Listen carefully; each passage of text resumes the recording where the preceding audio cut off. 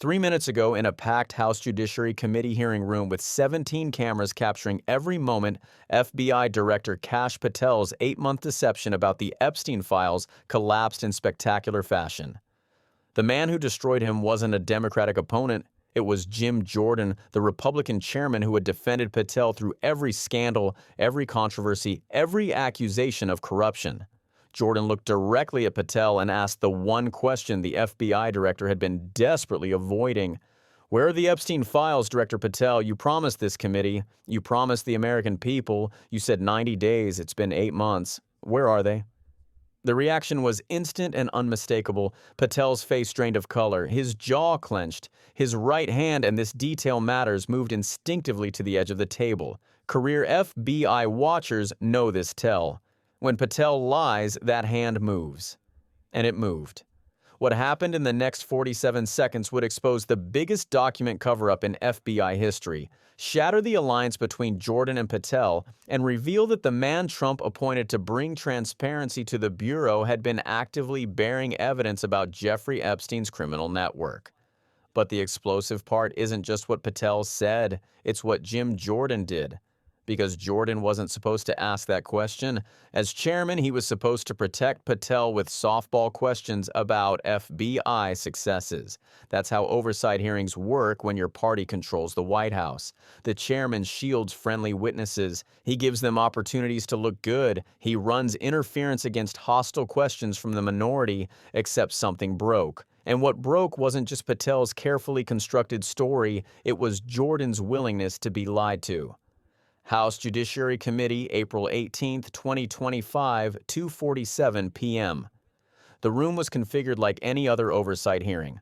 Long witness table at front, semicircle of committee member seats, cameras positioned at every angle to capture reactions. Press gallery packed with reporters expecting standard partisan theater. Democrats attack, Republicans defend, witness deflects, everyone goes home. But Jim Jordan walked into that room different. His folder, normally thin for friendly hearings with administration witnesses, was thick with documents. When he sat in the chairman's seat, he didn't make his usual small talk with other members. He just stared at that folder. The first hour proceeded normally. Republican members asked their questions: border security, Chinese espionage, counterterrorism operations.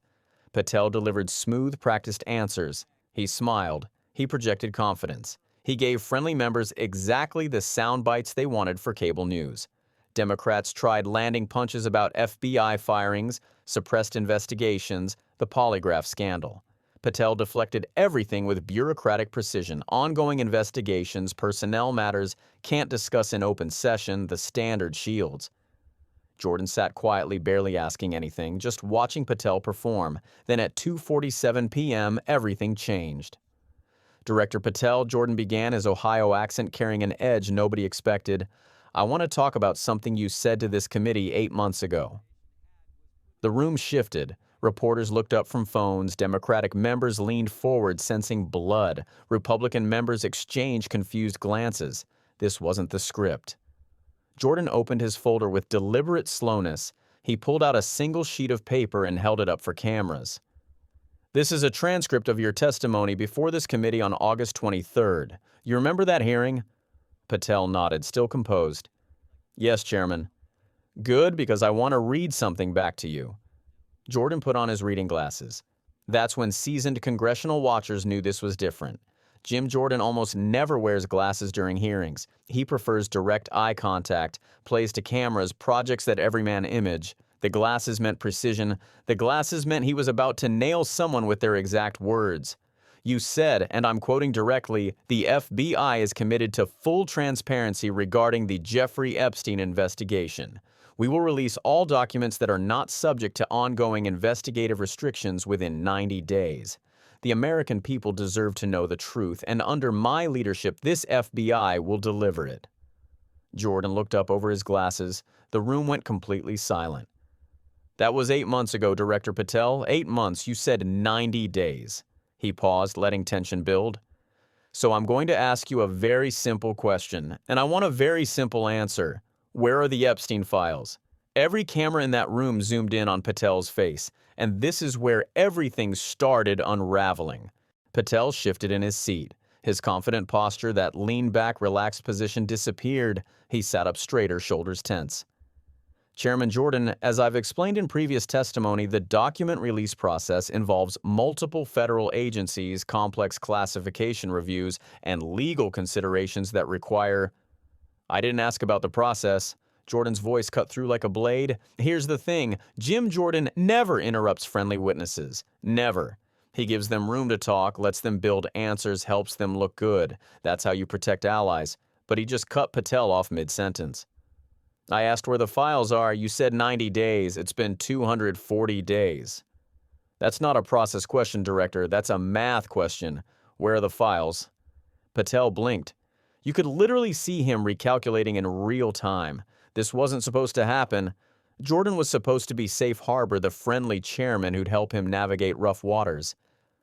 Chairman, I understand your frustration and I share it, but the complexity of these documents, the sensitive nature of the complexity.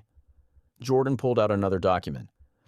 Director, I have here a letter from the National Archives dated October 15th, 2024. That's 6 months ago. Let me read what it says. He held up the letter, turned it toward cameras so everyone could see the official letterhead. All documents responsive to the House Judiciary Committee's request regarding the Jeffrey Epstein investigation have been reviewed, declassified, where appropriate, and cleared for public release. We await FBI authorization to proceed with document production. Jordan's voice rose. 6 months ago, Director, the National Archives, the people who actually hold these documents, said they were ready. They were waiting for you. So what happened? Why haven't you authorized the release? This was the moment. Kash Patel's face went pale. The confident FBI director who'd been smoothly deflecting questions for an hour suddenly looked like a man caught in a lie he couldn't escape. His right hand moved to the table edge, his jaw clenched. His eyes darted to the lawyer sitting behind him, looking for help that wasn't coming. Chairman, that letter doesn't reflect the full picture of the interagency coordination required for— What interagency coordination? Jordan wasn't letting go. The archive says the documents are ready. The documents are declassified. The only thing standing between the American people and the truth is your signature. So I'm asking you again, why haven't you released the files? 20 seconds of silence. In congressional hearings, 20 seconds might as well be 20 years. It's an eternity. It's the witness telling everyone in the room they either don't have an answer or can't give one without destroying themselves. Patel sat there. You could see his mind working, cycling through options, trying to find the right bureaucratic phrase to escape this corner. His lawyers weren't passing notes. They had nothing. Nobody had prepared for this scenario. Finally, Patel spoke, and his voice had lost all its earlier confidence. Chairman, there may have been some miscommunication about the timeline and scope of— Miscommunication. Jordan leaned forward, and his voice carried genuine anger. Director Patel, I defended you. I went on television and told the American people that you were different, that you were going to bring transparency to the FBI, that you were finally going to release the Epstein files and give victims' families the truth they deserve. He paused. The room held its breath. I put my credibility on the line for you. I told people to trust you, and right now, you're sitting in front of me talking about miscommunication when you made a direct promise to this committee and to the American people. So let me be very clear. Were you lying then, or are you lying now? The word hung in the air like a bomb. Lying. Jim Jordan had just called the FBI director a liar, on camera, on the record, in a public congressional hearing. Republican members looked stunned. This wasn't how you treat your own side. Democratic members tried hiding their shock and satisfaction. Reporters frantically typed, and Patel looked like a man whose entire world was collapsing. Chairman, I take strong exception to that characterization. I have never intentionally misled this committee or— Then prove it. Jordan pulled out another document. This one was the kill shot. This is an internal FBI memo dated March 3, 2025, 1 month ago, subject line Epstein document release indefinite hold. He began reading, his voice cold and precise. Per Director Patel's verbal instruction, all document production related to the Epstein investigation is to be placed on indefinite hold pending further review. No timeline for release should be provided to congressional oversight or external requesters. Classification concerns are to be cited as justification. Jordan looked up. This is your own internal memo, Director, your own FBI's documentation of your order to bury these files indefinitely while publicly claiming you're working on releasing them. He leaned forward. So I'll ask you one more time, and I want the truth. Where are the Epstein files, and why have you been lying about releasing them? 47 seconds. From the moment Jordan asked, "Where are the files?" to this moment right here, 47 seconds had passed. And in those 47 seconds, 8 months of carefully constructed deception had completely collapsed. Patel had nothing, no deflection, no bureaucratic smokescreen, no legal justification. Just the look of a man caught in an indefensible lie by the last person he expected to call him out. Chairman, I would request a brief recess to consult with my counsel and provide the committee with a more complete. Request denied. Jordan's voice was ice. You've had 8 months to get your story straight, Director. 8 months to prepare for questions you knew were coming. And now, when I ask why you lied to this committee, you want a recess? He shook his head slowly. Answer the question right now. Where are the files? Absolute silence. Camera shutters clicking, someone's phone buzzing in the press gallery, but nobody spoke. Everyone watched Kash Patel, waiting to see how he'd respond to the moment that would define his career.